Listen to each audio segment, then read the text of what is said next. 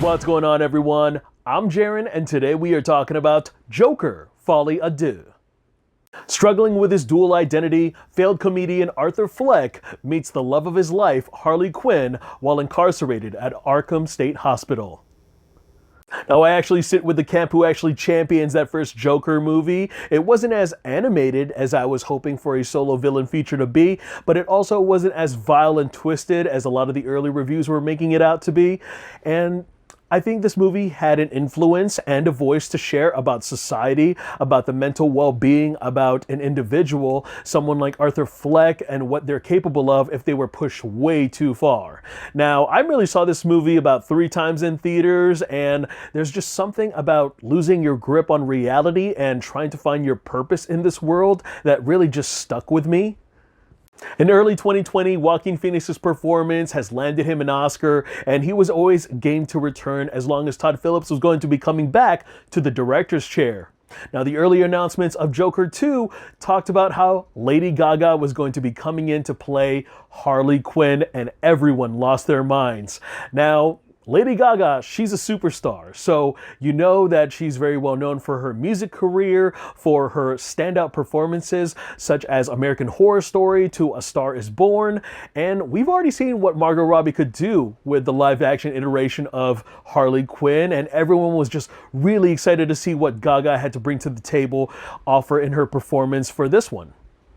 And then reports started shuffling in saying that this sequel was going to be a musical, and that started to worry fans. But me, growing up in a theater background, I was all for it. I was interested and curious about this creative choice, and with a lot of the established music being like classical and jukebox, you know, they said that this wasn't going to be a musical, that they were just using music to play out in the narrative, but you're breaking out in song and dance, it's a musical. And then over the last couple months, early reviews and reactions began to pour in, and oh boy. And the interviews with our lead duo and director. I really wanted to like this movie, but damn. That should have been clear indicators that there were red flags planted all over this thing.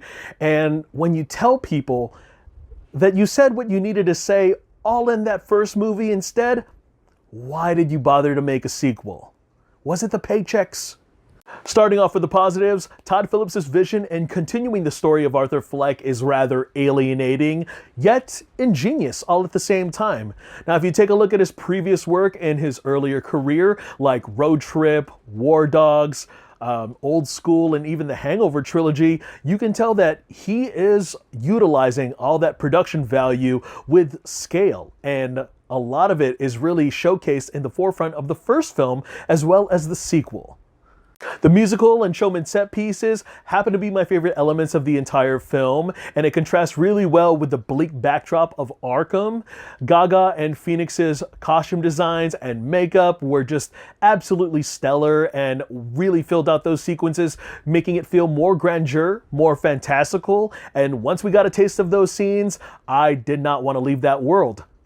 It is also no doubt that we are handed solid performances by Joaquin Phoenix and Lady Gaga as Arthur and Lee.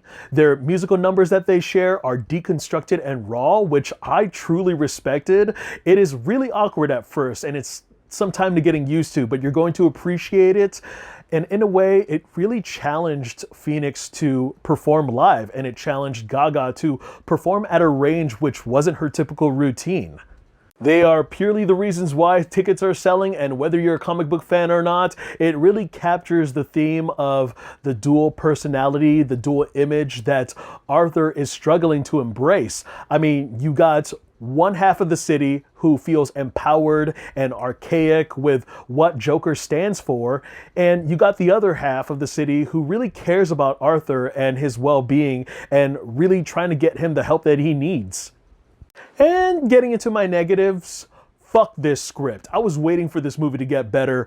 I knew going in that the key set pieces were going to take place at Arkham Asylum and at the courthouse around the musical elements, but damn, I didn't think that they were going to drag their knuckles on concrete with it.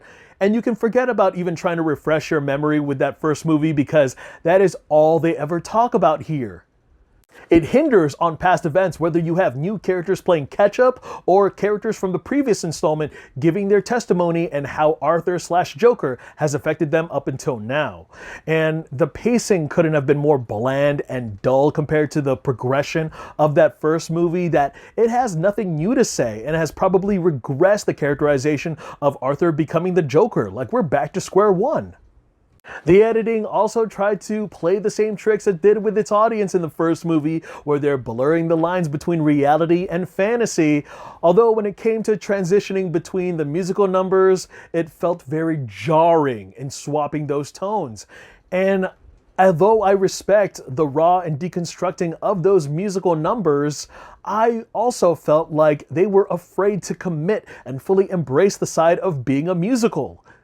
In the end, it was tough to be immersed or even care about this shared delusion, whether that would be expressing how our two leads felt, or moving the story along, or do none of the above and treat this like a distracting commercial break around this boring-ass script.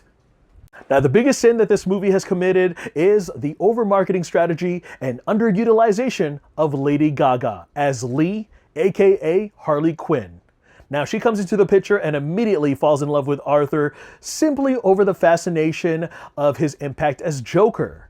Now, other than the little information that we're given about her and her fantastical presence in Arthur's mind, this story does nothing to flesh out her character. Even the Margot Robbie Harley Quinn from David Ayer's Suicide Squad got more development. With the 33 minutes of screen time that she's actually given, Lee, all she does is go goo goo gaga over Arthur. She shows up to his courtroom case, she puts on a bunch of different wardrobe, and she sings every now and then, but that's all she ever does. And I just found out that she had a lot more scenes in the script, a lot more scenes that she actually shot and worked on, but they omitted those scenes. Heck, they even omitted the scene where they're dancing down the courthouse and reminiscent to, Joker on the stairs in the first movie. Typical Warner Brothers. And without getting into spoilers, the ending of this installment has caused internet controversy, setting ablaze to all the comment threads below. Now, was it a good ending? Was it a shitty one? I can understand why a lot of people find intrigue in this ending, and if I'm going to be honest, it has not left my mind. Personally, I just find it weird that there has been all these fan theories that you could look up yourself, and it has now become canon. And I think that it's really a pretentious choice on Phillips's end to send a message to people who actually enjoyed that first Joker movie. It tears down the foundation it's built and confuses the viewers and the filmmaker's intentions. Like, do we care about Arthur or do we care about the Joker? And your audience is going to be sitting in frustration and confusion, waiting to see if there's some kind of post-credit scene that could explain what happened, what you just saw, before it faded to black. Spoiler alert, there is none.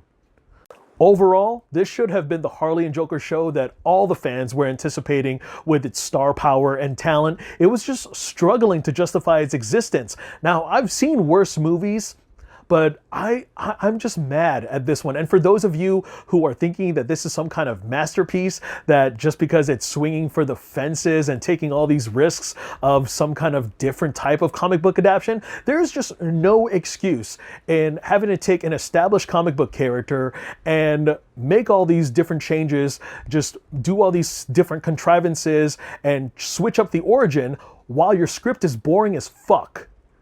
I think you're better off listening to the companion album that Lady Gaga had the time to write, produce, and perform. It's basically the covers of all the songs that you heard, just, given that studio synth and Lady Gaga's amazing talent.